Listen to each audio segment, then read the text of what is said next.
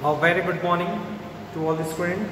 Let's we discuss the question number 20, chapter number 20, and it is a new chapter that is in capital and revenue. So basically, you know very well, there are two types of the items in the accountancy, that is an receipts item and payments or expenditure item. So on the basis of their nature and special characteristics, we divide the following items on the basis of the receipts and payment. So if we are talking about the capital and revenue items,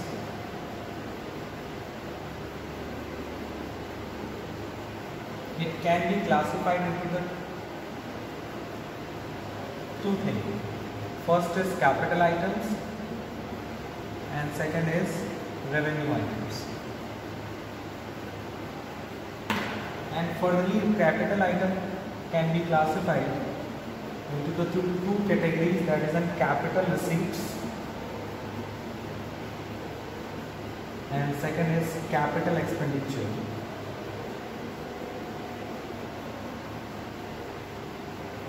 Similarly, revenue items also classified into the two categories, that is revenue receipts and revenue expenditure.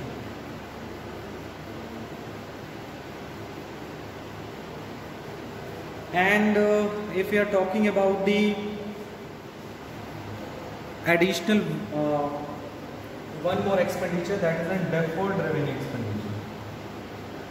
जैसे हम लोग पहले भी discuss कर चुके हैं कि what is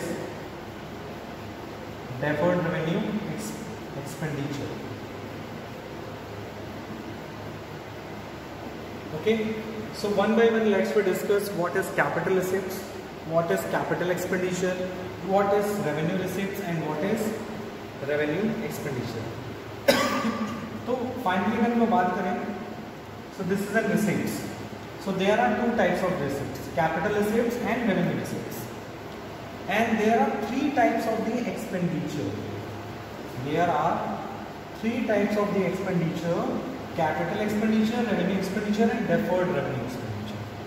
So अगर आप receipts और expenditure के point of view से classification करेंगे तो receipts के हिसाब से दो टाइप के receipts होती हैं, capital receipts and revenue receipts. लेकिन expenditure के point of view से तीन तरह का expenditure होता है: capital expenditure, revenue expenditure and deferred revenue expenditure. ठीक है, सो वन बाय वन पहले एक्सपेंडिचर डिस्कस करेंगे, फिर हम रिसिप्ट्स डिस्कस करेंगे. So first of all, what is capital expenditure?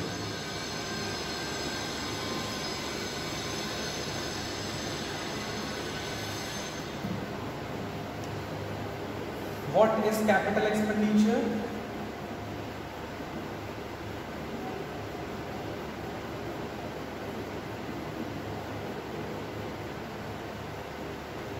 The expenditure which is incurred in acquiring, expenditure which is incurred in acquiring,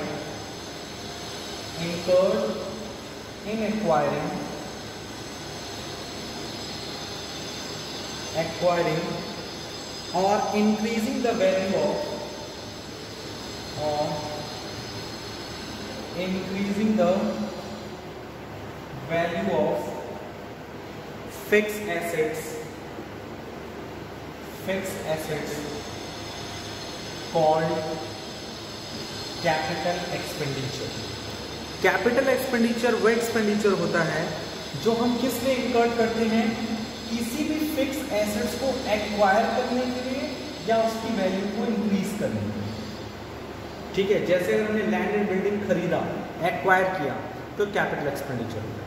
point number one, एक 2 story building है, उसे 3 story building में convert किया, तो इससे उसकी value भी बढ़ेगी, उसकी कैपेसिटी भी बढ़ेगी.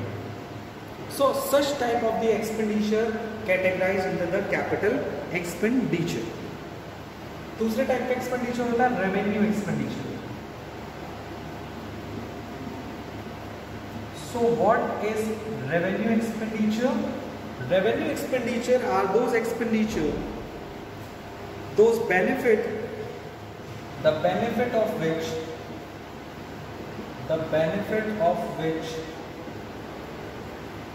is received during the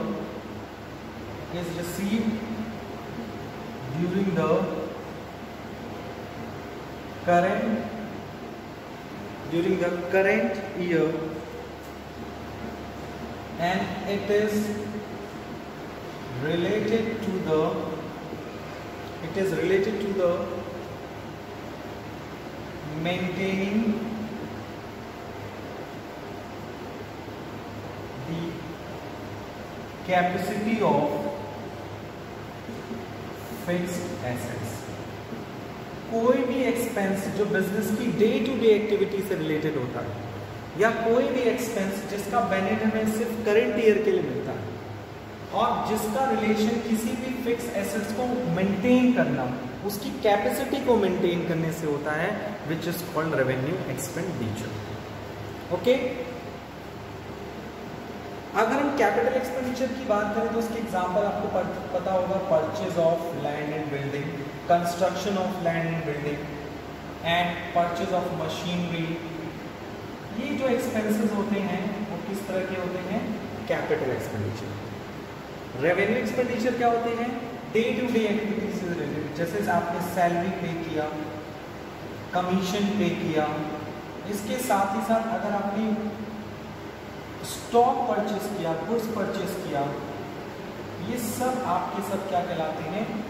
revenue expenditure कहलाते हैं. इसके अलावा भी कुछ एक्सपेंडिचर जो हमने आपको बताया था कि अगर आपने मशीनरी परचेस किया और इमीडिएटली आपने उस पर कोई एक्सपेंडिचर किया, तो such expenditure will be known as the capital expenditure.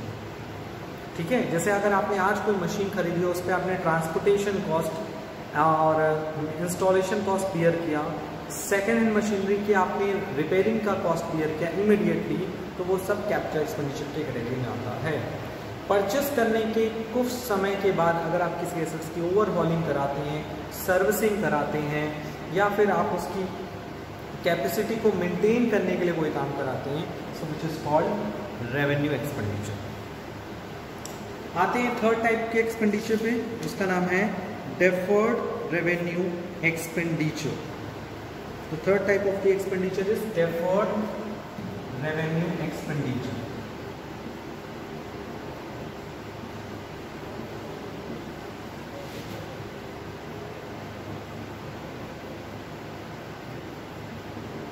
What is deferred revenue expenditure? Deferred revenue expenditure is an expenditure which are revenue in nature. जो किस नेचर का होता है? रेवेन्यू नेचर का होता है. But the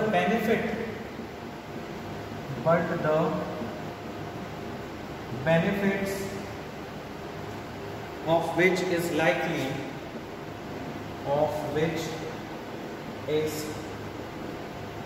likely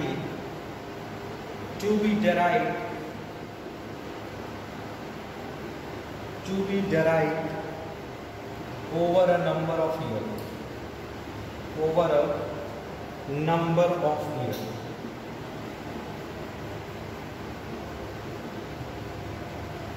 so deferred revenue expenditure कौन से एक्सपेंडिचर होते हैं? वो एक्सपेंडिचर जो रेवेन्यू नेचर के होते हैं, लेकिन उनसे मिलने वाला जो बेनिफिट है या फायदा है वो आपको कई सालों तक मिलता है.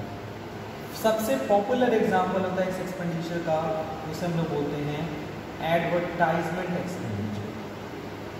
अगर आपने एडवर्टाइजमेंट कराते हैं, अगर आप अपने प्रोडक्ट का या अपनी कंपनी का, अपने ऑर्गेनाइजेशन का, so you know very well वो एक्सपेंडिचर कब आपको बेनिफिट दे देगी, या आप कह सकते हैं वो एक्सपेंडिचर होता है रेवेन्यू नेचर का है. Advertisement is a revenue expenses, day to day activity से रिलेटेड होता है, पता है ना. बिजनेस की सेल को इंक्रीज करने के लिए होता है, वो कैपिटल एक्सपेंडिचर की कैटेगरी में नहीं आता, लेकिन उससे मिलने वाला बेनिफिट आपको कई सालों तक मिलता है.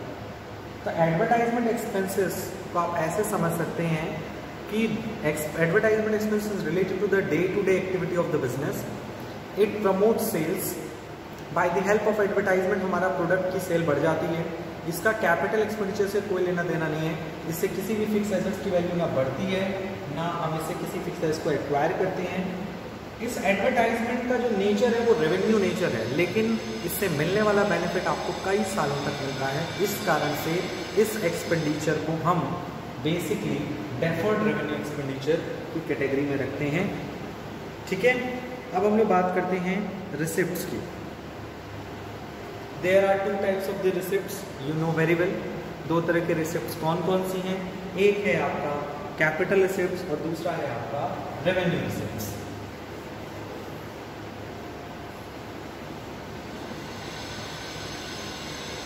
So first of all, let's discuss the types of receipts. The first type of the receipts is revenue receipts. So what is revenue receipts? Revenue receipts, those receipts which arise in the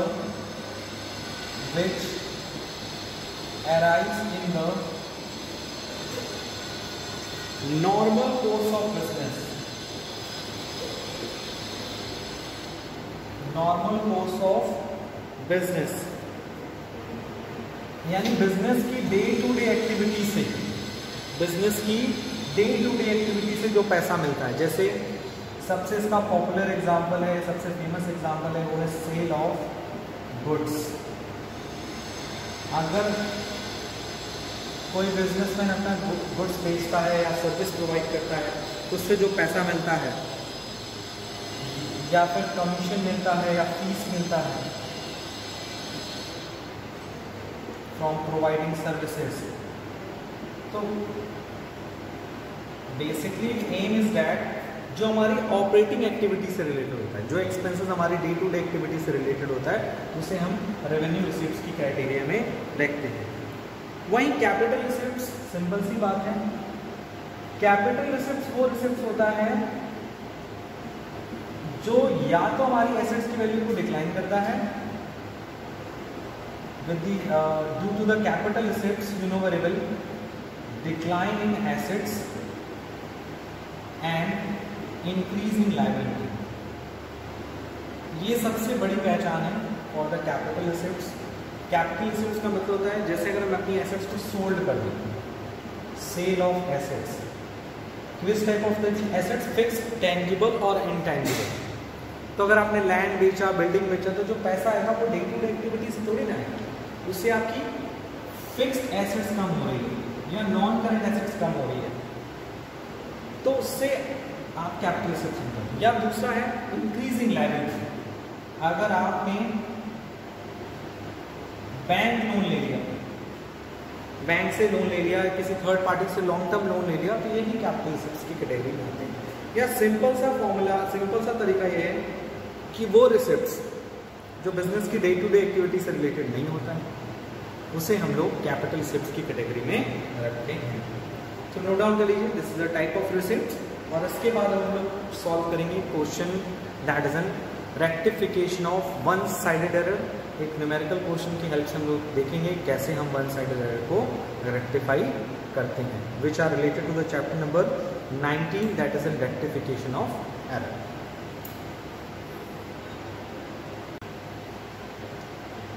After completing the two-sided error, let's we move to the next type of the error and their rectification part, that is an one-sided error. You know very well what is the meaning of one-sided error. One-sided error are those errors which affects only one-sided. That's why जो हमारा one-sided error होता है वो सिर्फ और सिर्फ एक ही side पे इफेक्ट डालता है, जिसके कारण ये एरर ट्रैवल्स को क्या करते हैं? अफेक्ट करते हैं। सच type of error affects the trial balance. इसमें एरर क्या होते हैं? ट्रायल बैलेंस को अफेक्ट करते हैं, अफेक्ट द ट्रायल बैलेंस। और इन एरर को रेक्टिफाई करने के लिए बेसिकली इन सब का जो रेक्टिफिकेशन होता है वो बेसिकली डिपेंड करता है दो पार्ट में। पहला, अगर हम वन साइड एरर को रेक्टिफाई कर रहे हैं before preparation of trial balance, अगर ट्रायल बैलेंस बनाने के पहले क्या कर रहे हैं, प्रिपेयर किया है, अगर फाइंड आउट रेक्टिफाई कर रहे हैं तो उसका रेक्टिफिकेशन अलग तरह से होता है। अगर हम after preparation of trial balance कर रहे हैं तो उसका रेक्टिफिकेशन किस अकाउंट से होता है, with the help of suspense account की हेल्प से होता है। अब हम बात करते हैं सबसे इंपॉर्टेंट और सबसे फेमस सॉल्यूशन पे, और मोस्ट ऑफ द एग्जामिनेशन में इसी तरह के एरर को रेक्टिफाई करने के लिए क्वेश्चंस पूछे जाते हैं। अगर हम एक क्वेश्चन लें जो वन साइडेड एरर का एग्जाम्पल हो और उसे हम दोनों तरह से सॉल्व करें, तो चलिए सॉल्व करते हैं उसको। Let's we solve the question number 13। ठीक है, अगर हम क्वेश्चन नंबर 13 को सॉल्व करने जा रहे हैं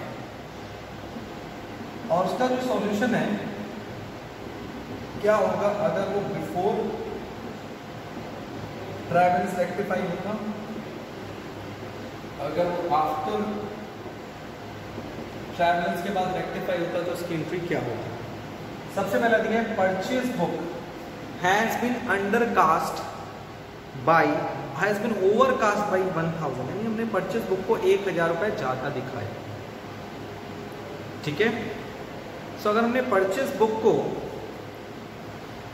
1000 रुपए ज्यादा दिखाया, इसका मतलब है कि जब हम परचेज अकाउंट बनाए होंगे, क्योंकि before preparation of trial balance को रेक्टिफाई कर रहे हैं, तो हमारा परचेज अकाउंट जो है वो 1000 ज्यादा दिख रहा है।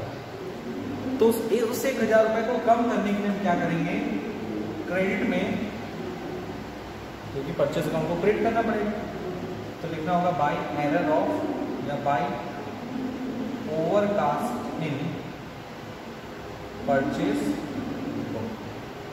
हमने परचेज बुक को क्या किया, ओवरकास्ट कर दिया। ये तो हुआ कि अगर हम वन साइड एरर को रेक्टिफाई कर रहे हैं किससे, before the preparation of trial balance.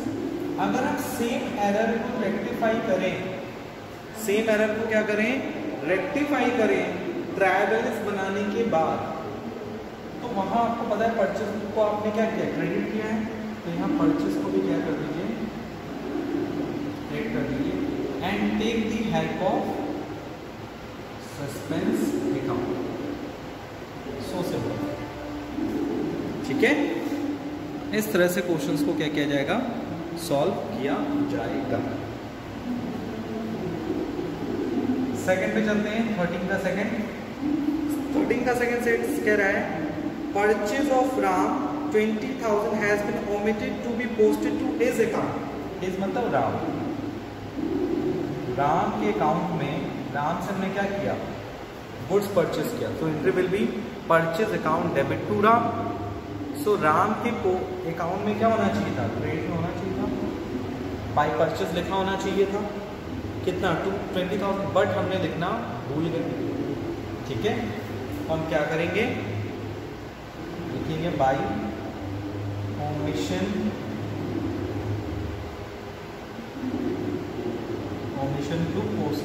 Of posting. हमने पोस्टिंग करना भूल गए, कितने का पोस्टिंग करना भूल गए, 20,000 नाम की क्रेडिट। लेकिन जब हम इसी एरर को, सेम एरर को अगर हम ट्रायल बैलेंस बनाने के बाद रेक्टिफाई करेंगे तो राम को क्या करेंगे, क्रेडिट करेंगे,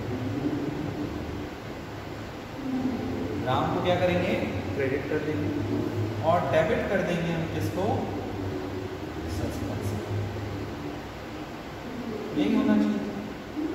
so you can see that error एक ही तरह का है, एरर में कोई डिफरेंशिएशन नहीं है, बट उसको जब हम रेक्टिफाई करने की बारी आ रही है, अगर हम ट्रायल बैलेंस बनाने के पहले रेक्टिफाई कर रहे हैं तो उसका रेक्टिफाई करने का तरीका अलग हो जा रहा है, और अगर हम ट्रायल बैलेंस बनाने के बाद रेक्टिफाई कर रहे हैं तो उसको रेक्टिफाई करने का तरीका अलग हो जा रहा है।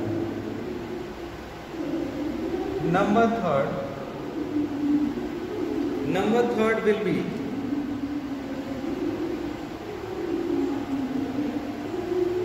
purchase from Shyam 15,000 has been forget to post in purchase account. So purchase account में हम भूल गए रिकॉर्ड करना, तो परचेज के हम डेबिट में लिख देंगे। इस तरह से हम लोग क्या करेंगे, सिंपल सा क्वेश्चन सॉल्व करने से ज़्यादा इम्पॉर्टेंट इस समय इनिशियल स्टेज पे ये होता है कि हम पता करें कि क्वेश्चन को सॉल्व कैसे करना है।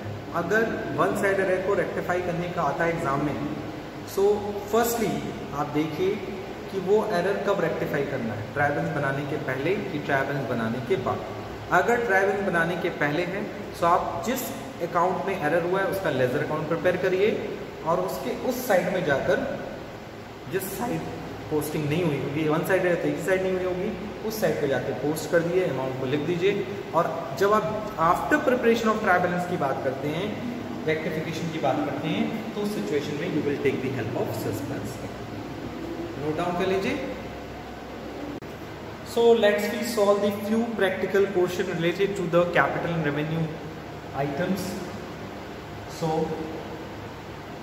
practical questions related to the capital and revenue expenditure.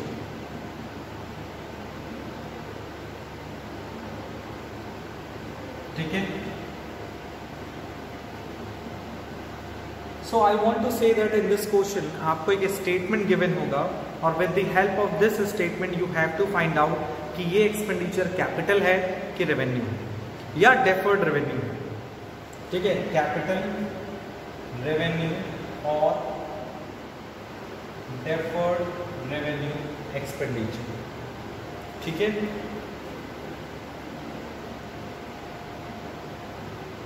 ठीक। इसके लिए हम लेते हैं क्वेश्चन नंबर 2। क्वेश्चन नंबर 2 का जो ए पार्ट है वो कह रहा है furniture of the book value of 10,000 were sold off ₹2,500 and new furniture of the value of 6,000 were required, cartage on purchase is ₹50। So basically आपने क्या किया, एक फर्नीचर था 10,000 का, उसे आपने बेच दिया 2,500 रुपये। तो जो लॉस हुआ, लॉस ऑन सेल 7,500, जो लॉस हुआ है वो बेसिकली रेवेन्यू एक्सपेंडिचर है, क्योंकि वो डे टू डे एक्टिविटी से वो प्रॉफिट एंड लॉस है, और प्रॉफिट एंड लॉस कभी भी कैपिटल एक्सपेंडिचर का पार्ट नहीं होता। दूसरा इंपॉर्टेंट पार्ट है कि आपने उसके बाद फर्नीचर खरीदा 6,000 और कार्टेज किया 50। So purchase of furniture 6,000 plus 50 equals to 6,050, ये आपका कैपिटल एक्सपेंडिचर। ठीक है, बी देख लीजिए, क्वेश्चन नंबर 2 का B is property purchase for 20 lakh and 1 lakh paid 50,000 paid for registration and legal fees. So ये आपका क्या है, कैपिटल एक्सपेंडिचर। सिंपल सा है, क्योंकि आप कोई एसेट्स खरीदते हैं और उस पर अगर आप कोई भी एडिशनल फीस पे करते हैं तो वो आपका कैपिटल एक्सपेंडिचर होता है 21,50,000। C, replacement of old machine by a new one. आपने पुरानी मशीनरी के बदले एक नई मशीनरी रिप्लेस कर दी, दैट इज एन नंबर 3। तो आपको पता है कि नंबर 3 आइटम भी आपका कैपिटल एक्सपेंडिचर से रिलेटेड होगा। क्यों? क्योंकि आप मशीन को रिप्लेस करें, रिस्टोर करें या कुछ भी करें, ये कैपिटल एक्सपेंडिचर के क्राइटेरिया में आता है। क्योंकि आप इससे क्या करें, न्यू एसेट्स एक्वायर कर रहे हैं, रिप्लेस कर रहे हैं तो बिक रहा है, उससे पैसा आ रहा है, वो कैपिटल एसेट्स हैं। फिर उस पैसे से आप क्या करें, न्यू मशीन लेकर आ रहे हैं, तो it is an capital expenditure. D point, damage paid by the transport company to its passenger injured in an accident. तो ये तो सिंपल सा कॉन्सेप्ट है, कि डैमेज पे किया ट्रांसपोर्ट कंपनी ने पैसेंजर को एक्सीडेंट होने के कारण, तो ये बेसिकली जो है वो रेवेन्यू रिसिप्ट्स है, रेवेन्यू एक्सपेंडिचर है। क्योंकि ट्रांसपोर्ट कंपनी के लिए, फॉर ट्रांसपोर्ट कंपनी का ये तो काम डेली है ना, कि अगर कोई प्रीमियम भर रहा है डे बाय डे तो पैसा मिल रहा है, ठीक है, तो वो रेवेन्यू रिसिप्ट्स है। तो अगर आप किस लिए पैसा मिल रहा है, ताकि अगर कुछ एक्सीडेंट होगा तो आप उसकी लाइफ को क्या करेंगे, सेव करेंगे, तो वो आपके लिए क्या है, रेवेन्यू एक्सपेंडिचर है। Rupees is not given, so please note down the solution of question number 2 and I hope it is clear for you. Please note down.